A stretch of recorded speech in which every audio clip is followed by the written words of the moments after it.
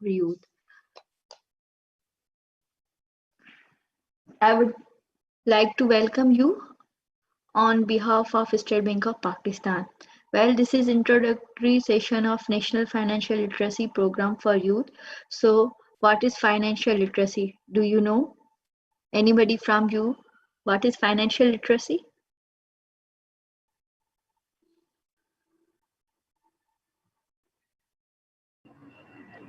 To know about finances, about balance of payments, and I think that's all about it. Yes, very good. Basically financial literacy की माना या financial literacy का मतलब भी यही है कि to make responsible monetary decisions like we must have understanding of financial concept so जब भी हमें कोई मॉनिटरी डिसीजंस चाहिए in terms of finance in terms of banking तो हमें फाइनेंशियल कॉन्सेप्ट्स आनी चाहिए वो फाइनेंशियल कॉन्सेप्ट लाइक क्रेडिट हो गए लोन हो गए बॉन्ड्स हो गए फंड्स हो गए आपके अकाउंट्स हो गए इन सबको हम कहते हैं फाइनेंशियल लिटरेसी सो जो हमारा प्रोजेक्ट है जिसका नाम है national financial literacy programme for youth इसको भी स्टेट बैंक ऑफ पाकिस्तान ने लॉन्च किया है पाकिस्तान में प्लस इसको जो फंड किया है वो फंड किया है एशियन डेवलपमेंट बैंक ने और इसको पाकिस्तान में जो रन हो रहा है नेशनल फाइनेंशियल लिटरेसी प्रोग्राम इसको रन कर रहा है निबाफ निबाफ is subsidiary of State Bank of Pakistan. So what State Bank do ya what are the function of State Bank of Pakistan? Basically, State Bank regulate financial institutes of the country and it is a central bank of state of our country. Plus, it ensures economic development, financial inclusion and monetary policy of the country. So, state bank के जो functions हैं उनको run करती है state bank की 3 subsidiaries it has one banking service corporation जो इनकी first subsidiary है वो क्या करती है basically it does handle of currency credit management like loans लेना हो रेगुलेट करना है सेविंग पॉलिसीज को इन सबको कौन देखता है banking service corporation Now, second we have DPC, Deposit Protection Corporation, जो स्टेट बैंक की सेकंड सब्सिडरी है इसका काम है जब भी हम रिस्पॉन्सिबल या ये रिस्पॉन्सिबल होती है डिपॉजिट सिक्योरिटीज की रिस्पॉन्सिबिलिटीज होती है लाइक जब हम इंश्योरेंस करवाते हैं या हम डिपॉजिट करते हैं पहले पॉलिसी में पैसे रखते हैं तो उसकी जो जिम्मेदारी होती है वो इस इदारे की होती है निबाफ थर्ड इसकी सब्सिडरी है जिसका फुल फॉर्म है national institute of banking and finance अब जो निबाफ है वो बैकबोन है स्टेट बैंक ऑफ पाकिस्तान का डेट रन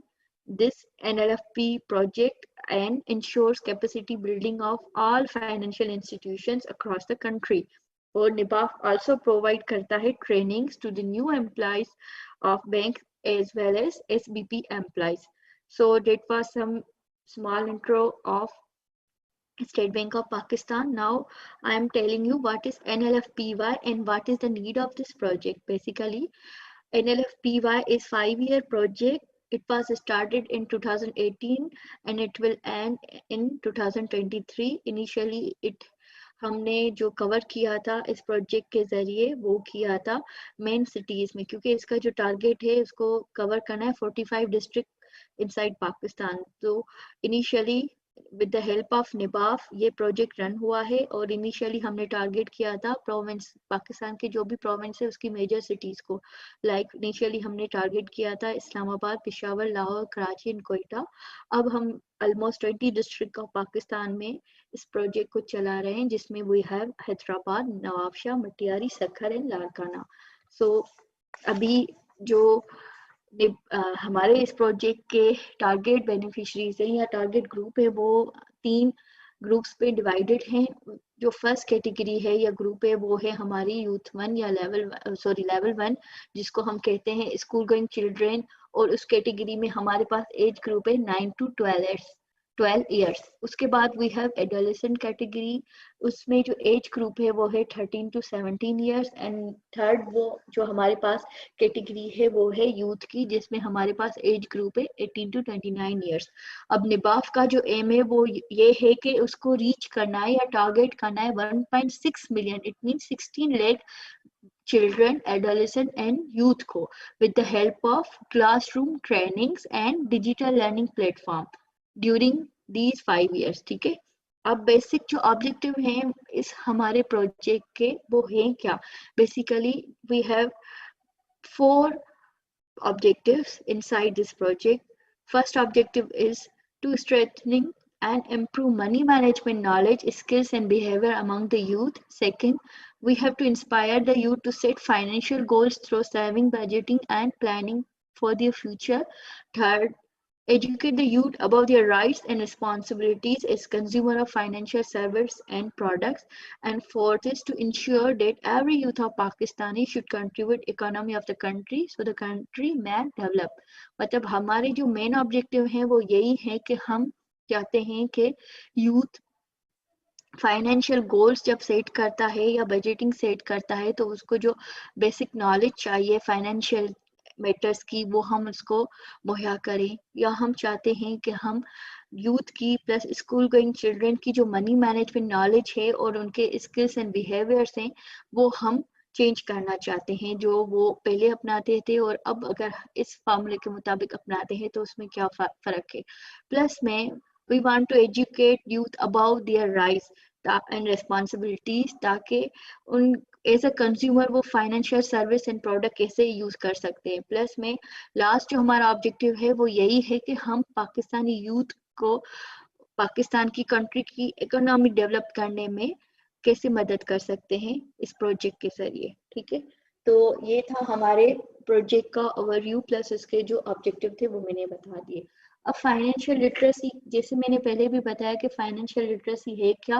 फाइनेंशियल लिटरेसी यही है कि essential financial literacy education to the Pakistani youth and school-going children for strengthening their money management skills and understanding of financial matters। मतलब नेशनल फाइनेंशियल लिटरेसी प्रोग्राम यही objective रखता है कि उसको जो फंडामेंटल फाइनेंशियल लिटरेसी एजुकेशन है वो Pakistani youth को और स्कूल गोइंग चिल्ड्रन को देनी है ताकि मनी मैनेजमेंट स्किल्स एंड उनके जो फाइनेंशियल मैटर्स में अंडरस्टैंडिंग है वो इन्हांस हो सके, वो बूस्ट हो सके। ठीक है, तो ये था थोड़ा introduction of our project. Now I am going to share presentation with you.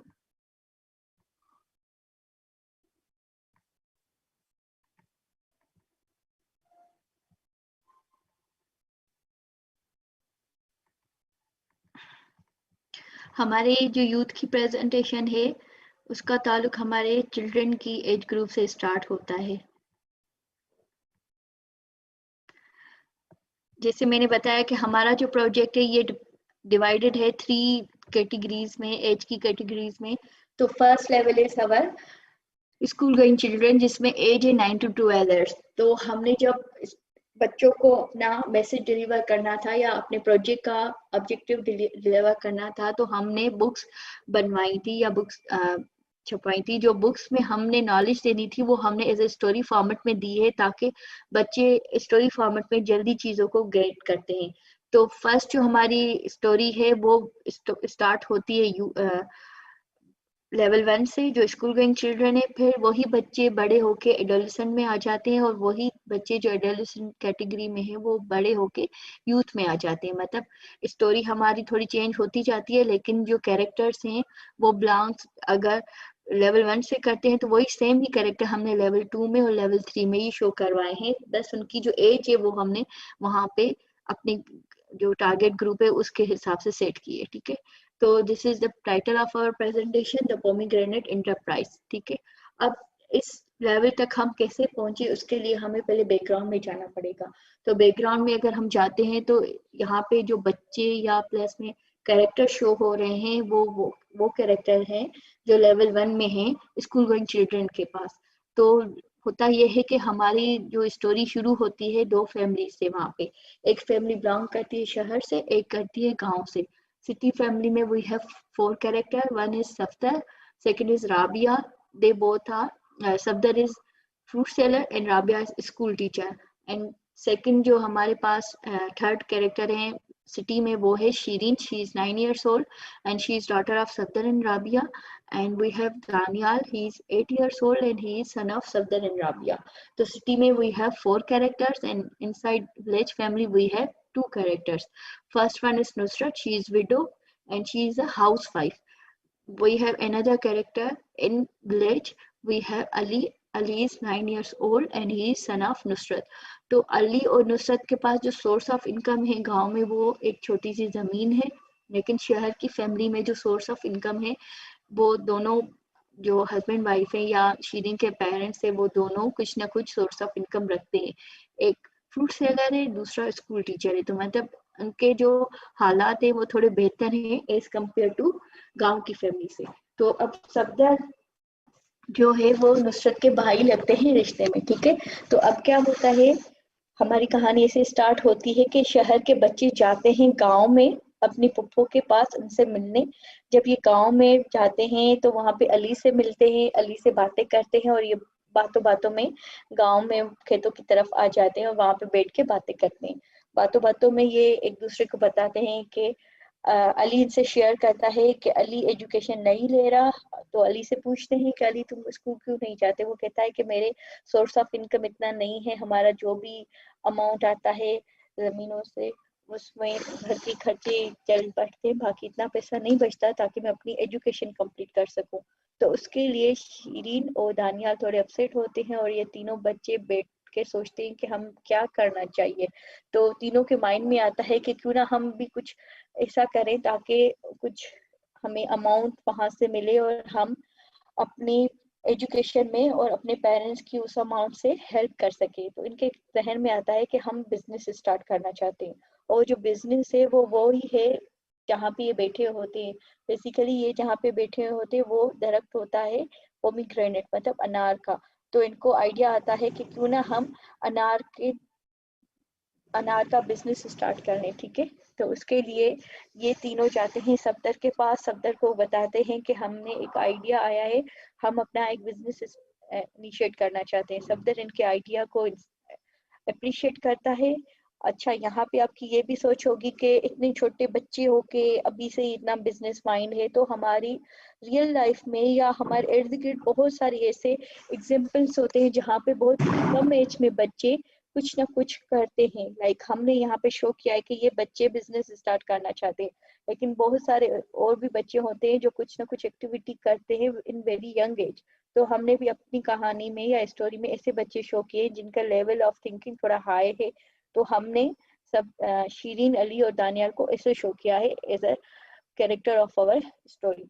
तो ये तीनों बच्चे सफदर के पास जाते हैं. सफदर इनको बताते हैं कि अगर आप ये बिजनेस स्टार्ट करना चाहते हो तो इनिशियल जो इन्वेस्टमेंट होगी उसका टोटल खर्चा कितना आएगा.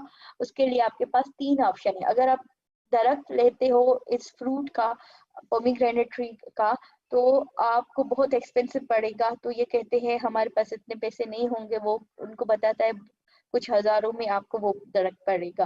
फिर उनको दूसरा ऑप्शन देता है कि अगर आप सीड लेते हो तो सीड आपको 1000 रुपए में 5 पड़ेंगे, लेकिन वो आपको थोड़ा कम पड़ेंगे एज कम्पेयर टू दरख्त. प्लस में सीड में ये है कि अगर आप जमीन में लगाते हो और वो ग्रो ना करें तो ये भी उसकी रिस्क है. लेकिन थर्ड ऑप्शन वो उनको जो बताता है वो ये होता है कि अगर आप सेपल लेते हो, वो एक्सपेंसिव तो ट्री से नहीं है लेकिन सेपल उनको 1200 रुपए में एक पड़ रहा था. और सेपल का जो प्रोबेबिलिटी रेशियो है या उसकी जो रिस्क है वो एज कम्पेयर टू सीड बहुत कम था. ठीक है, वो आधा तो थोड़ा पौधा बना हुआ होता है, बस उसको थोड़ी ग्रोथ के लिए टाइम रिक्वायर्ड होता है. तो अली शीरीन कहते हैं कि we will go with third option और उनको सेपल की जो प्राइस है वो 1200 सफदर बताता है. तो अब इनके पास एक गोल आ जाता है कि हमें 1200 रुपए जमा करने हैं ताकि हम अपना बिजनेस स्टार्ट कर सकें. इस यहाँ तक दानियाल कहता है कि मैं आपके बिजनेस में इन्वेस्ट नहीं करूंगा, लेकिन मैं आपके बिजनेस में इंटरेस्टेड हूँ, मैं आपकी हेल्प जरूर करूंगा. तो शीरीन और अली का अब जो सारा होता है या जिम्मेदारी होती है, रिस्पॉन्सिबिलिटी होती है, वो इन दोनों बच्चों की होती है ताकि दोनों बच्चों को 1200 रुपए जमा करने हैं और एक बिजनेस स्टार्ट करना है. ठीक है, तो अभी आप मुझे बता सकते हैं कि इन दोनों बच्चों के पास कहाँ से पैसे आएंगे जहाँ से ये बिजनेस स्टार्ट कर सके.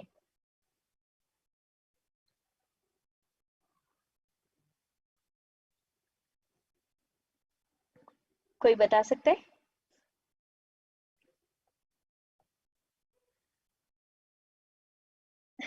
इतने छोटे बच्चे लोन तो नहीं लेंगे, लेकिन अगर छोटे बच्चों के पास जो पॉकेट मनी मिलती है ना, तो वही उनके पास मतलब एज सोर्स ऑफ इनकम होता है, जहाँ से ये मतलब अपने जो चीजें होती हैं वो बाय करते रहते हैं बच्चे। तो हमारे पास ऑप्शन है इन बच्चों के लिए, ये अपनी पॉकेट मनी से पैसे बचाते हैं। अब इनके पास एक टारगेट तो आ गया है 1200 रुपए, लेकिन 1200 रुपए ये कैसे बचाएंगे? शीरीन कहती है मुझे 450 रुपए पर मंथ मिलते हैं और मैं 3 महीनों में 900 रुपए जमा कर लूंगी। और शीरीन अली कहता है मुझे इतने तो पैसे नहीं मिलते पर मंथ, लेकिन फिर भी मैं 3 महीनों में 300 रुपए जरूर जमा कर लूंगा। तो ऐसे इन दोनों बच्चों ने डिसाइड किया कि हम आफ्टर कंप्लीशन ऑफ 3 मंथ्स हम 1200 रुपए जमा कर लेंगे। अब इन लोगों ने कैसे जमा किया, उसके लिए इन लोगों ने एक लिस्ट बनाई। लिस्ट ऐसे बनाई कि इन लोगों ने कहा कि अगर हम अपनी डिमांड को रिड्यूस करें और नीड पे फोकस करें तो हम पैसे बचा सकते हैं। एज अ ह्यूमन बीइंग हमारी जो बेसिक नीड है वो यही है, रोटी कपड़ा और मकान। लेकिन हमारी एक्सपेक्टेशन या डिमांड ये है कि हम लग्जरियस चीजें चाहते हैं, हम बड़ी सी गाड़ी, बड़ा सा घर, हम डेली होटलिंग का खाना, ये चीजें हमारी डिमांड में शामिल होती है। तो एज अ चिल्ड्रन इन बच्चों की क्या होगी नीड और डिमांड? नीड तो ये होगी कि ये घर का खाना खाते हैं, लेकिन डिमांड यही होगी कि पिज्जा बर्गर खाएं। नीड तो यही होगी कि अगर इनको घर पे कोई टॉय वगैरह मिलते रहते हैं अम्मी अबू की तरफ से, लेकिन इनकी डिमांड ये होगी कि नहीं हमें और न्यू टॉयज चाहिए और अच्छी क्वालिटी के लिए चाहिए। तो इनकी ये भी डिमांड हो सकती है। या एज अ शीरीन के पास अगर एक कलर बॉक्स पड़ा हुआ है, लेकिन शीरीन कहती है नहीं इससे भी अच्छा मुझे और चाहिए, या एक बैग पड़ा हुआ है स्कूल का, शीरीन कहेगी नहीं इससे और अच्छा मुझे चाहिए। तो ये होगी इनकी छोटी छोटी डिमांड। तो अब इन लोगों ने कहा है कि हम अपनी डिमांड को रिड्यूस करके we will focus on our need, ताकि हम 3 मंथ में 1200 रुपए जमा कर लें। शीरीन ने कहा कि अगर वो स्कूल जाती है वहां पे जो घर से लंच लेकर जाएगी और स्कूल में वो जो वहां पे चीज लेती है, लाइक कोई चाट हो गई या सैंडविच हो गया या पिज्जा वगैरह हो गया, अगर वो वहां पे नहीं लेगी वो चीजें, तो उन चीजों से जो पैसे बचते हैं तो वो उसकी डेली की सेविंग भी हो सकती है। प्लस वो अगर न्यू टॉय नहीं ले रही एक मंथ में, दूसरे मंथ में लेगी, या कुछ पेंसिल बॉक्सेस वगैरह उसे अगर परचेज करने हैं तो वो अभी नहीं परचेज करेगी, नेक्स्ट मंथ या उसे नेक्स्ट मंथ में परचेज करेगी, ताकि उसके हर मंथ में कुछ ना कुछ अमाउंट बचे और 3 मंथ में उनके 900 रुपए जमा हो जाएं।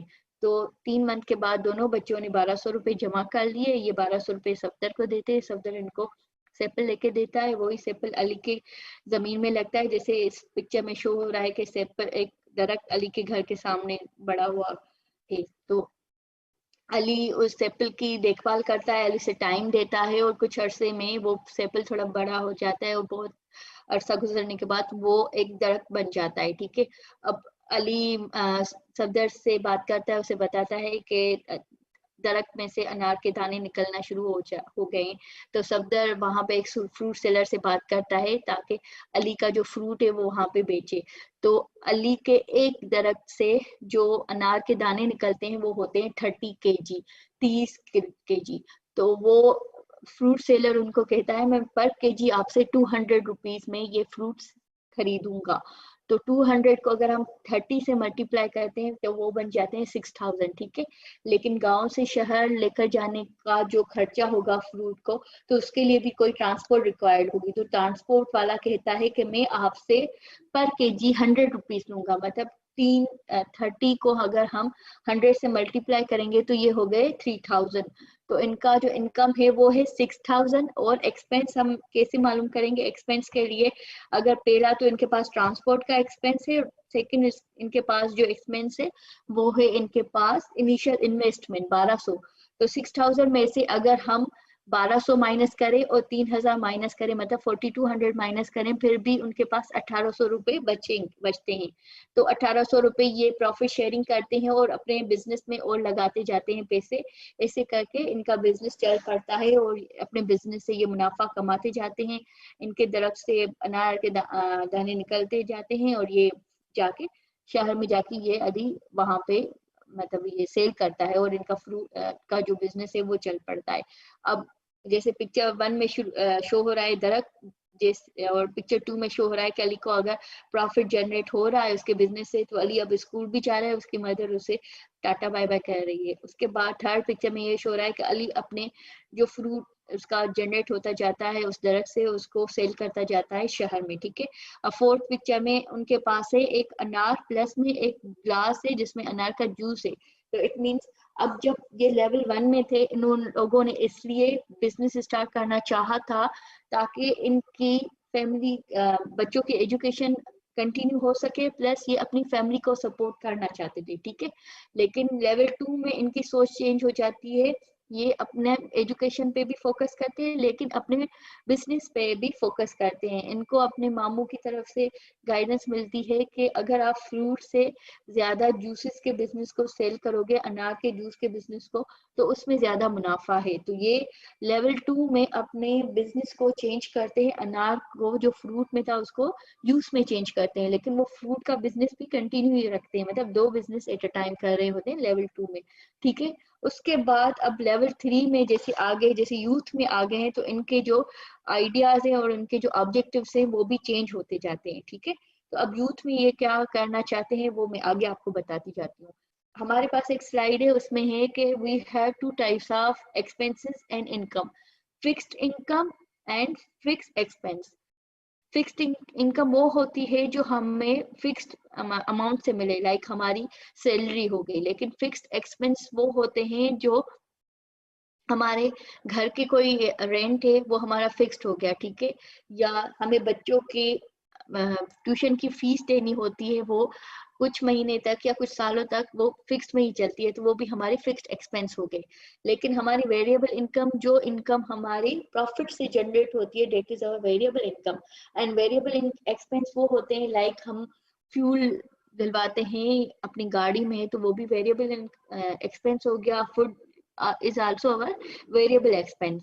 तो आप लोगों में से मुझे कौन बता सकता है कि अगर राबिया रिसीव कर रही है monthly salary as a school teacher, तो जो सैलरी वो रिसीव करती है वो तो है वाकई फिक्स्ड इनकम, बट अगर Safdar fills gasoline in his vehicle 2 to 3 times a month, is it fixed expense or variable expense?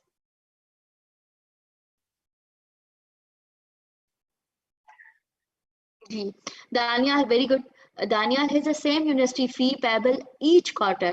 Same university fee. Is it variable or is it fixed? है तो ये expense, ठीक है, expense है, income नहीं है. Okay. Nusrat receive a pension from government every month. Is it fixed or variable? ये इनकी income है, ठीक है, कुछ ले रही है पैसे. जी जी. अब Shireen likes to buy adventure novels from time to time. Is it fixed expense or variable expense? Very good. Safdar's income comes from the profit from his juice and fruit business. Is it fixed income or variable income? Okay, very good. Thank you. Okay, so अब क्या होता है कि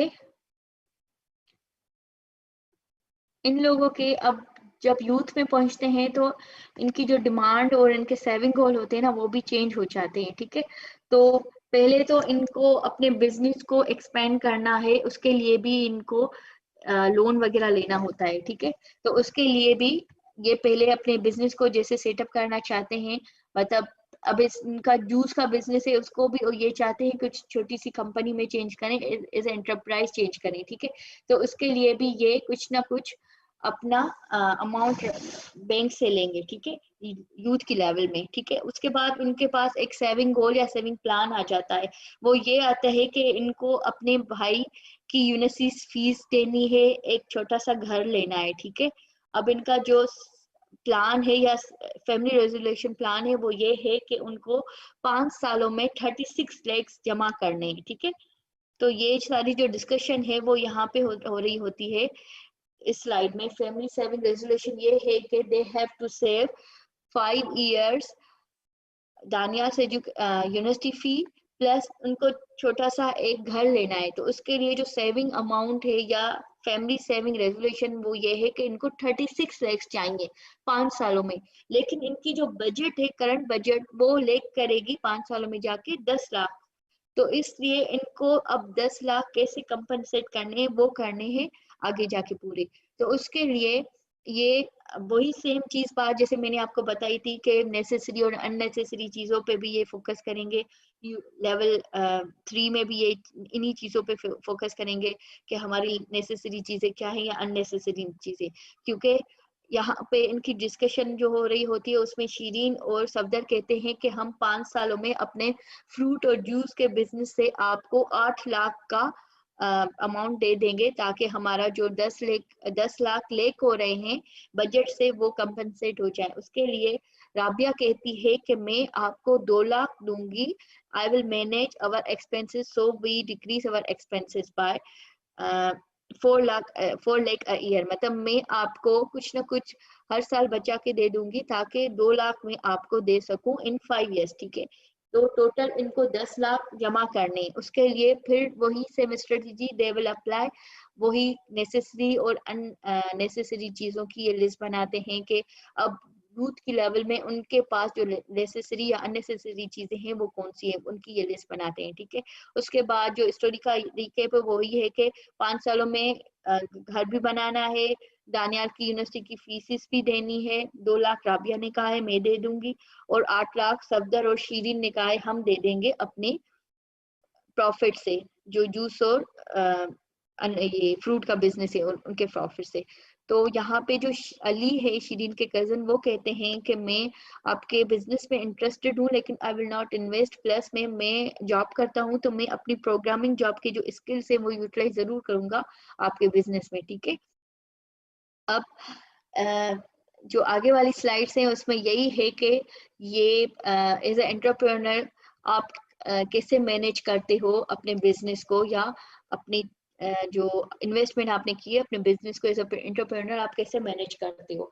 तो we have 3 terminologies inside a business people. We have investor, investor वो होते हैं जो मनी इन्वेस्ट करते हैं इनसाइड बिजनेस बट मैनेज नहीं करते हैं। मैनेजर्स वो होते हैं जो मैनेज करते हैं बिजनेस में लेकिन इन्वेस्ट नहीं करते। बट एंटरप्रेन्योर वो बंदा होता है जो मैनेज भी करता है बिजनेस में और इन्वेस्ट भी करता है। In our example Safdar is a entrepreneur, वो ऑनर भी है, वो ऑपरेटर भी है इस पोमीग्रेनेट जूस एंड फ्रूट के बिजनेस का। प्लस में अब क्या हो रहा है, सफदर ने कैसे एज एंटरप्रेन्योर यहाँ पे काम किया है। सफदर ने बच्चों का जो इनोवेटिव आइडिया था उसको क्रिएट करने में प्लस अपनी सर्विसेज देने में बहुत हेल्प की है। तो Safdar is our entrepreneur in this case, ठीक है।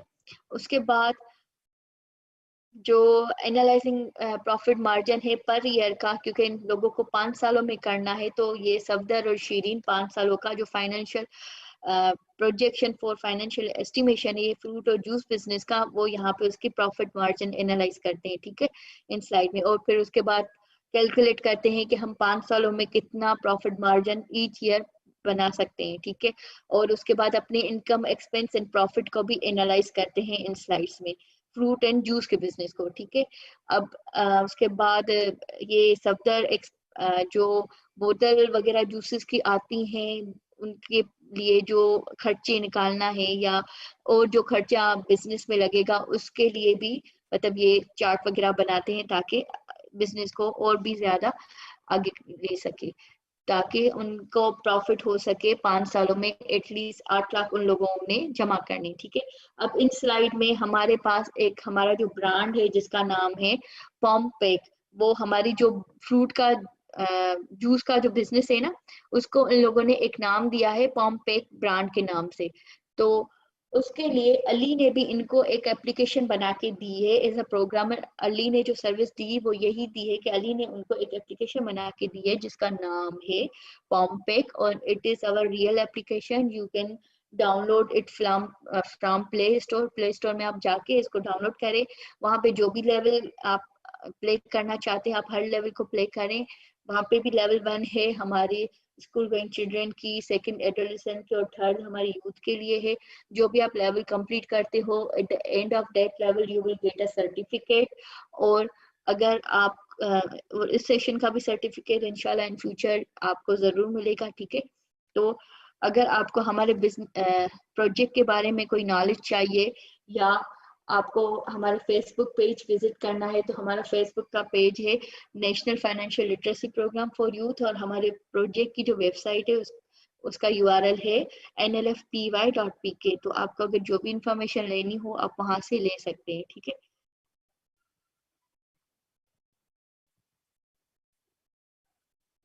अच्छा, हमारी जो फाइनेंशियल लिटरेसी है वो भी मोस्टली बेस करती है कि हम इंटरप्रेन्योरशिप की तरफ आ जाएं, क्योंकि इंटरप्रेन्योरशिप का मतलब ही यही होता है कि आप इनोवेटिव आइडिया से आए, अपना बिजनेस क्रिएट करें, उसको सेटअप करें और ज्यादा से ज्यादा मुनाफा कमाएं, ठीक, मुनाफा कमाएं, ठीक है। तो हमारा जो फाइनेंशियल लिटरेसी है वो फोकस करता है एंटरप्रेन्योरशिप पे। और दूसरा ये है कि अगर हम पाकिस्तानी बच्चों को, बड़ों को या सबको अगर फाइनेंशियल लिटरेसी की एजुकेशन देंगे तभी जाके वो बैंकिंग सर्विसेज यूज करेंगे, तभी जाके वो ऑनलाइन चीजें परचेज कर सकते हैं अच्छी तरीके से। उनको ये पता हो कि ये फ्रॉड तो नहीं है, या उनको ये पता हो कि उनकी मनी किसी गलत काम में तो नहीं यूटिलाइज हो रही। तो एटलीस्ट अगर आप फाइनेंशियली लिटरेट होंगे तभी जाके अच्छी तरीके से अपनी मनी की यूटिलाइजेशन कर सकते हैं, ठीक है। और अगर हम जॉब पे फोकस करते हैं तो अच्छी बात है, लेकिन जॉब अगर बंदा करता है तो वो सिर्फ एक ही घर चलाता है। हम बिजनेस बनाते हैं या बिजनेस क्रिएट करना चाहते हैं, वो अगर अच्छा सेटअप बन जाता है बिजनेस का और हमने कुछ बंदों को हायर किया है, तो जब हम बंदों को हायर करते हैं मीन्स हमने जॉब दी है, तो इट मीन्स हमने 5 या 6 बंदों को भी हायर किया है, तो हमने 5 बंदों को जॉब दी है।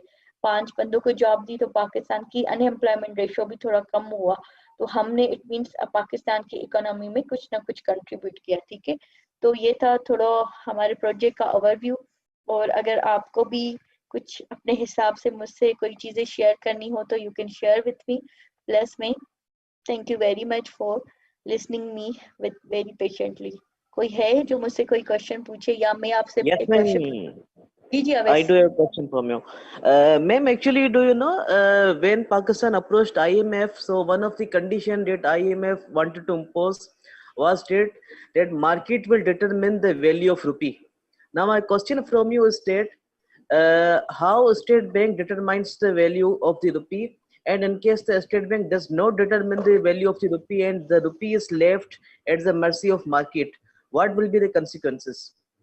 जी, आपका क्वेश्चन बहुत अच्छा है। हमारे पास दो कॉन्सेप्ट होते हैं, एक होता है वैल्यू पुश और दूसरा होता है कि आपकी उस वैल्यू पुश पे जो डिमांड या सप्लाई होती है, ठीक है।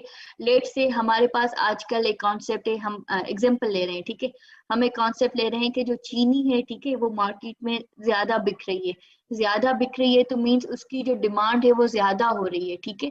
जब उसकी डिमांड ज्यादा आएगी तो उसकी जो प्राइस है वो भी उसके हिसाब से ही मतलब वो सेट कर रहे होते हैं, ठीक है।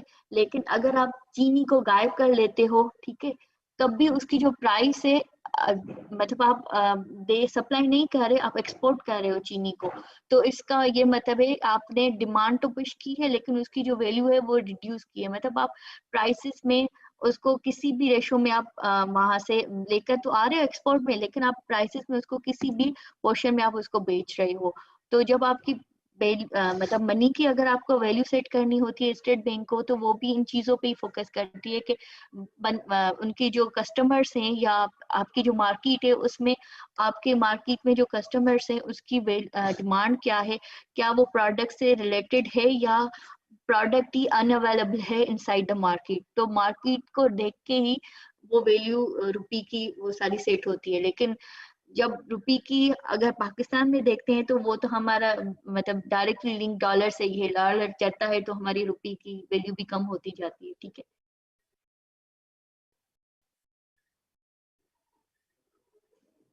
हेलो। जी जी गुलाम मुस्तफा।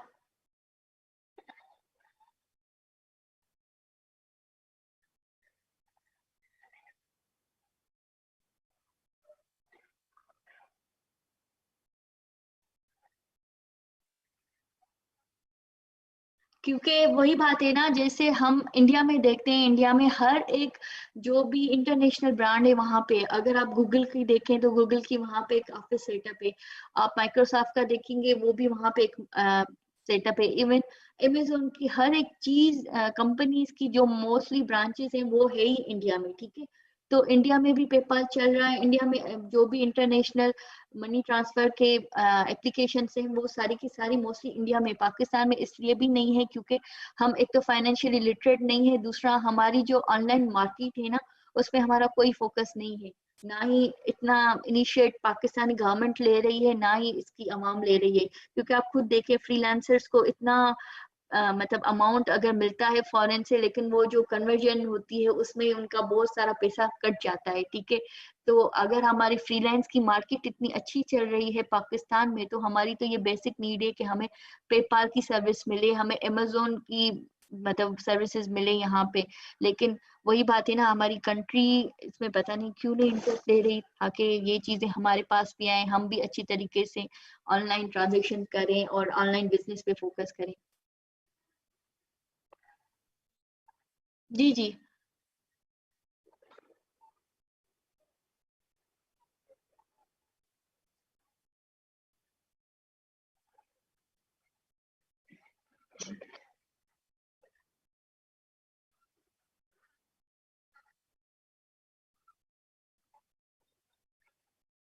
अच्छा गुलाम मुस्तफा, मैं आप सॉरी मैं आपका इसका आंसर दूंगी, लेकिन मैं ये भी कहूंगी कि मुझे इसके बारे में इतनी इसलिए भी नॉलेज नहीं है because I am not from state bank of Pakistan, I am just their master trainer, ठीक है। मुझे जस्ट इनका जो ये प्रोजेक्ट है नेशनल फाइनेंशियल लिटरेसी प्रोग्राम, इसको डिलीवर करना है, ठीक है। बाकी मुझे इनकी जो इंटरनल जो फीचर्स हैं या उनके जो काम है उनका मुझे एज सच इतना नहीं पता होता, ठीक है।